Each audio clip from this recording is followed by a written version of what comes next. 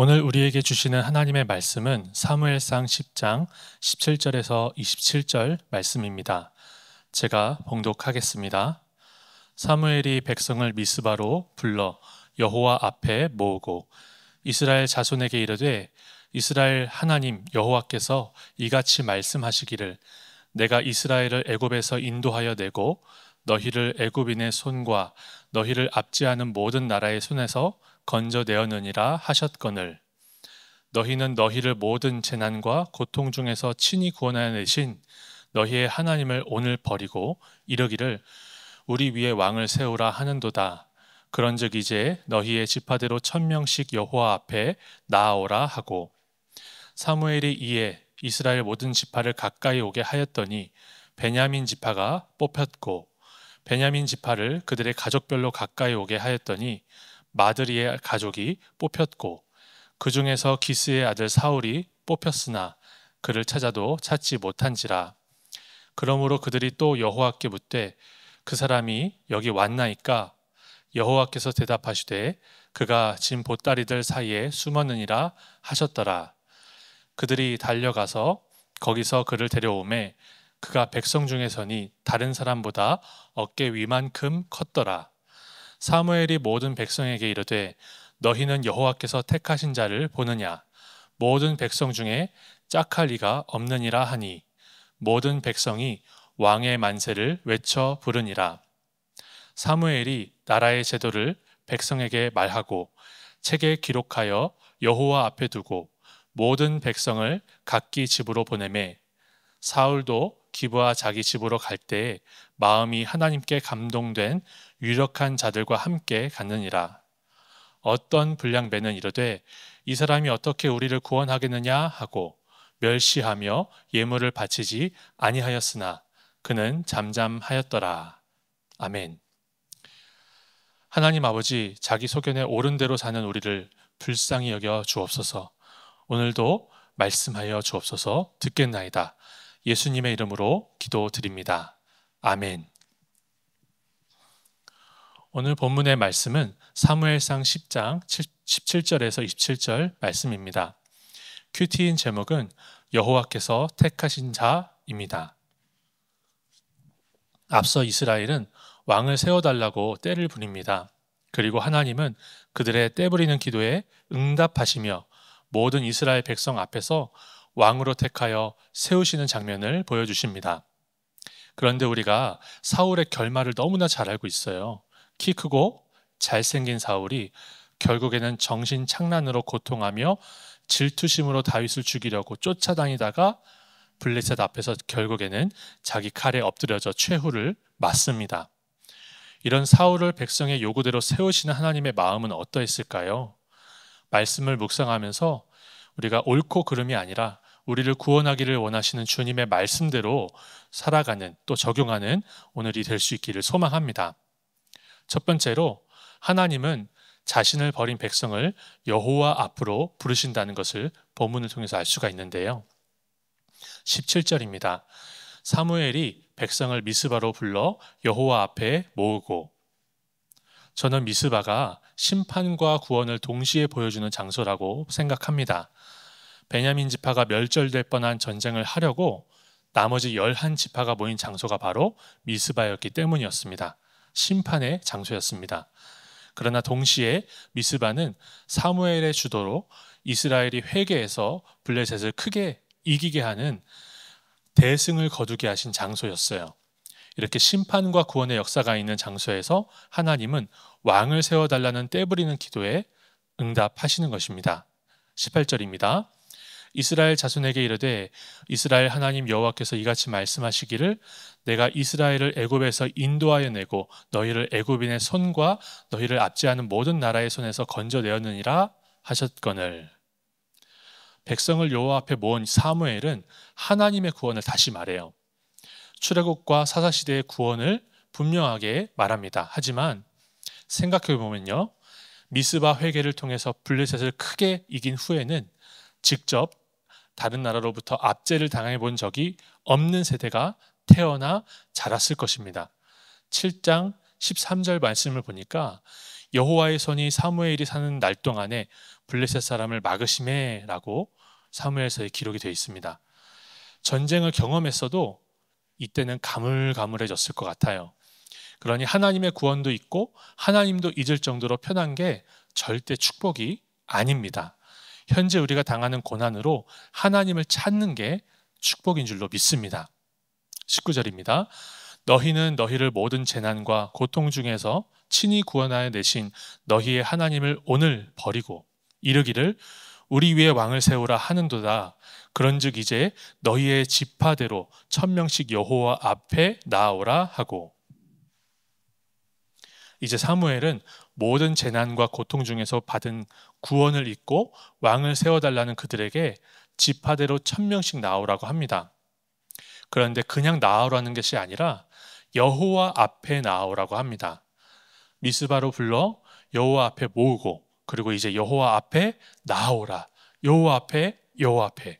반역하는 자식을 향한 하나님의 애끓는 마음이 사무엘을 통해서 보여지는 것 같아요. 백성들은 여호와를 버려도 하나님은 백성을 버리지 않는다라는 것을 여호와 앞에 나오라 라고 외치는 이 선지자를 통해서, 또 선지자를 통해 외치시는 하나님을 통해서 알 수가 있는 거죠. 제가 초등학교 4학년 때 초동부 수련회 가서 기도원을 갔습니다. 하나님이 살아계신 것이 기도하는 중에 너무나 믿어지고 하나님이 온 세상을 창조하신 게 믿어졌습니다. 그런데 그 이듬해에 저는 집 근처 교회로 옮기게 되었어요. 옮긴 교회는 제가 다녔던 교회와 영적인 분위기가 너무나 달랐고, 그렇게 중등부에 올라갔는데 중등부 설교 시간은 모두가 엎드려서 머리를 숙이고 주보에 글을 써서 옆 사람과 조용한 잡담을 나누는 그런 시간이었습니다. 예배를 드리는 친구가 없었어요. 마음이 너무 답답하더라고요. 중3 때 제가 중등부 회장이 되었는데 이 중등부 임원들끼리 매일 노래방을 가고 서로 싸우고, 그러니까 제가 중재를 하겠다고 노래방도 쫓아다니고 서로 중재하고 그랬더니 이제는 모두 다 한마음으로 음주를 하면서 비틀비틀거리고 어깨동무를 하면서 돌아다니는 것을 제가 보게 됐어요. 너무나 절망에 빠져서 혼자 불 꺼진 예배당에서 기도했습니다. 하나님, 신앙을 가르쳐 줄 수 있는 선생님과 신앙의 대화가 통하는 친구 한 명을 주세요. 1년 내내 부르짖었습니다. 그리고 하나님이 제가 고등학교 2학년 때 그 응답을 주셨어요. 그리고 고등학교 2학년 내내 저녁마다 고등부실을 붙잡고 하나님 우리 고등부를 살려달라고 기도했습니다. 그리고 그해 여름에 수련회 저녁 일정이 다 끝나면 이 선생님의 주도로 기도하고 싶은 친구들이 주차장에 모여서 밤새 기도했어요. 각자 자기의 왕을 따라 사는 고등부를 살려달라고 기도했습니다. 그리고 마지막 날 밤에 하나님의 역사가 일어났습니다. 선생님이 기도하고 큐티하자 이랬더니 그런 선생님은 필요 없다면서 고등부에서 나가달라고 했던 친구들이 있었는데요. 그 친구들이 그 선생님께 용서를 구하면서 회개 기도를 하고, 그 뒤로 그 친구를 미워했던 다른 친구가 사과를 하러 오고, 그러더니 마치 점점 달팽이 껍질이 작아졌다가 커지는 것처럼 온 중고등부가 서로에게 사과를 하고 서로 부둥켜 안고 하나님 앞에 회개를 하는 미스바의 회개가 이루어지는 것을 제가 봤어요. 하나님은 이스라엘 백성이 원하는 것을 들어주시면서까지 여호와 앞에 모이고 여호와 앞으로 나오라고 하십니다. 왕을 세우냐 안 세우냐가 아니라 여호와께 돌아가는 게 더 중요하기 때문입니다. 그게 하나님의 마음이에요. 주님께 돌아갈 수 있는 우리 모두가 되기를 소망합니다. 적용 질문 드립니다. 너무 편해서 구원의 감격을 잃어버리지는 않으셨나요?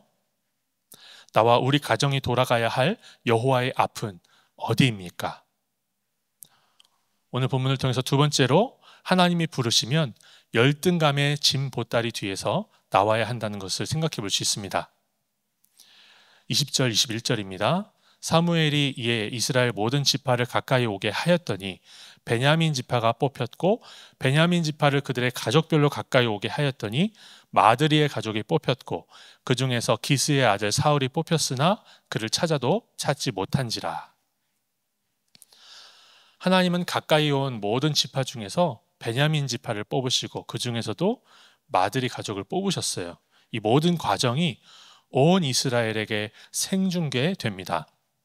그렇게 하나님은 모든 이스라엘 앞에서 기스의 아들 사울을 뽑으시는데 막상 하나님이 뽑으신 사울은 행방불명입니다. 22절입니다. 그러므로 그들이 또 여호와께 묻되 그 사람이 여기 왔나이까?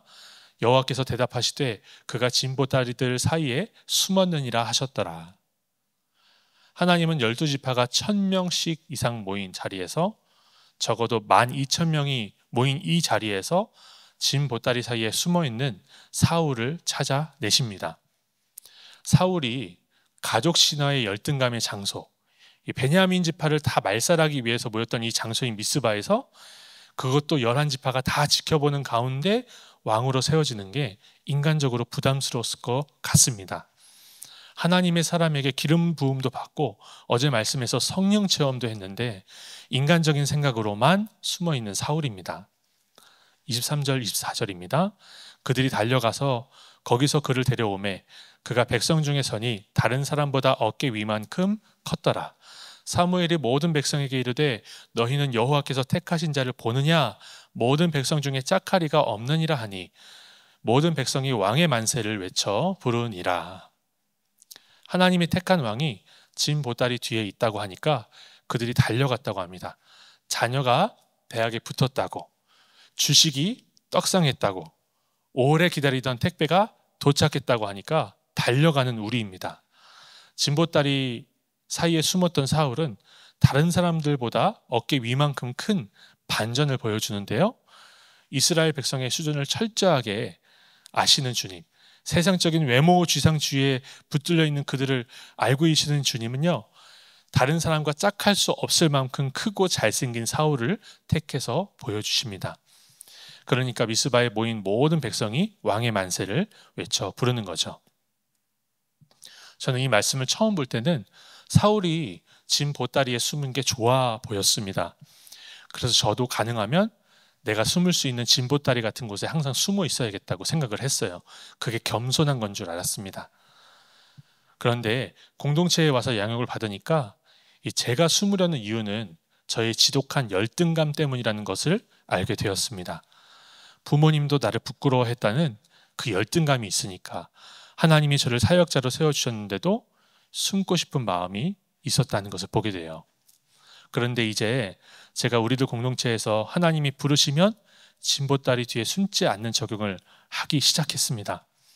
하나님이 택하여 세우시면 내가 하는 게 아니라 하나님이 하신다는 것을 깨달았기 때문이죠. 최근에 있었던 영접 신방위에서 이 10년 동안 암투병을 하신 우리 아버님께 복음을 전하러 갔는데요. 온 가족 중에 큰딸 집사님 내외만 믿으시는 그런 가정이었습니다. 침대에 누워서 몸을 못 가두시는 아버님께 저희 외할머니 얘기를 드렸어요. 박수무당의 딸로 태어난 저희 외할머니가 예수 믿고 천국 마차가 온다고 방긋방긋 웃으시다가 천국 가신 간증을 했습니다. 그랬더니 아무리 딸이 전도하고 주변 지인분들이 전도를 해도 믿지 않으시겠다던 아버님이 예수님을 영접하겠다고 영접 기도를 따라 하시고는 이제 남은 인생을 믿지 않는 자녀들을 위해서 기도하겠다고 믿음의 유언까지 하셨습니다. 그 자리에서 믿지 않던 막내 아드님도 예배가 다 끝나고 나서 이제 아버님께 말씀을 드려보라고 하니까 아빠의 변화된 모습을 보니까 하나님이 참 대단하시긴 한 것 같다라는 말을 하더라고요. 사랑하는 여러분, 하나님이 부르시면 진보다리 뒤에 숨지 마시고 우리의 약재료를 가지고 담대히 전할 수 있는 우리 모두가 되길 소망합니다. 오늘 주일 전도축제 날인데요. 그런 풍성한 열매들이 맺히기를 간절히 소망합니다. 적용 질문 드릴게요. 아직도 사명을 피해 진보다리 뒤로 숨고 싶은 일은 무엇입니까? 오늘 본문을 통해서 마지막 세 번째로 오직 하나님만이 우리의 왕이라는 것을 볼 수가 있습니다. 25절입니다. 사무엘이 나라의 제도를 백성에게 말하고 책에 기록하여 여호와 앞에 두고 모든 백성을 각기 집으로 보내매. 사울이 이스라엘의 왕으로 세워졌지만 나라의 제도는 하나님의 사람 사무엘이 말하고 책에 기록하여 왕 앞에 두는 게 아니라 여호와 앞에 두었다고 합니다. 왕을 세워주시기는 하지만 인간 왕이 왕 마음대로 다스리는 나라가 하나님의 나라가 아니라는 것이죠. 여전히 오직 하나님만이 왕이시라는 것입니다. 그런데 모든 백성을 각기 집으로 돌아가게 한 모습을 보면서 이 돌아가면서 보이는 백성들의 모습은 여전히 사사시대, 왕을 세워달라고 해서 세워줬는데 여전히 왕이 없고 자기가 왕인 시대라는 것을 볼 수가 있어요. 26절, 27절입니다. 사울도 기브와 자기 집으로 갈 때에 마음이 하나님께 감동된 유력한 자들과 함께 갔느니라. 어떤 불량배는 이르되 이 사람이 어떻게 우리를 구원하겠느냐 하고 멸시하며 예물을 바치지 아니하였으나 그는 잠잠하였더라.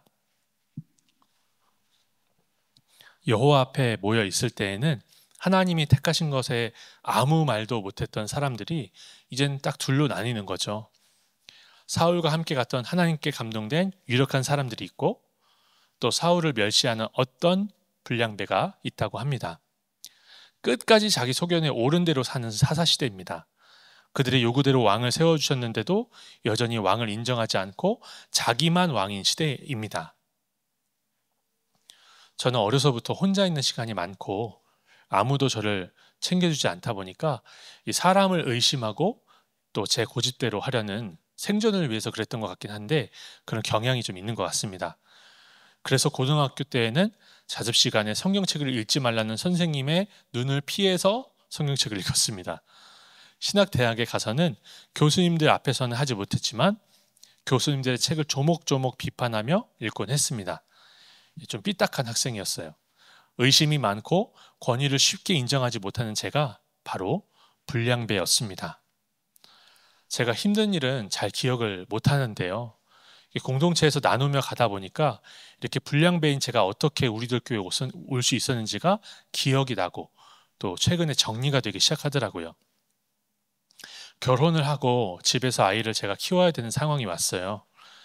아내는 아기를 낳은 지 한 달 만에 피아노 학원에 출근을 하고 저는 아이와 함께 집에 있었습니다.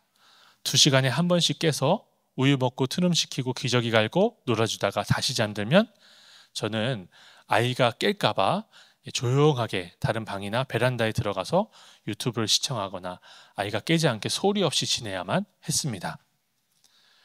아이가 귀엽기도 하고 예쁘기도 하지만 이게 하루 이틀이 아니라 몇 달이 되니까 점점 저는 우울해지고 살고 싶지가 않더라고요.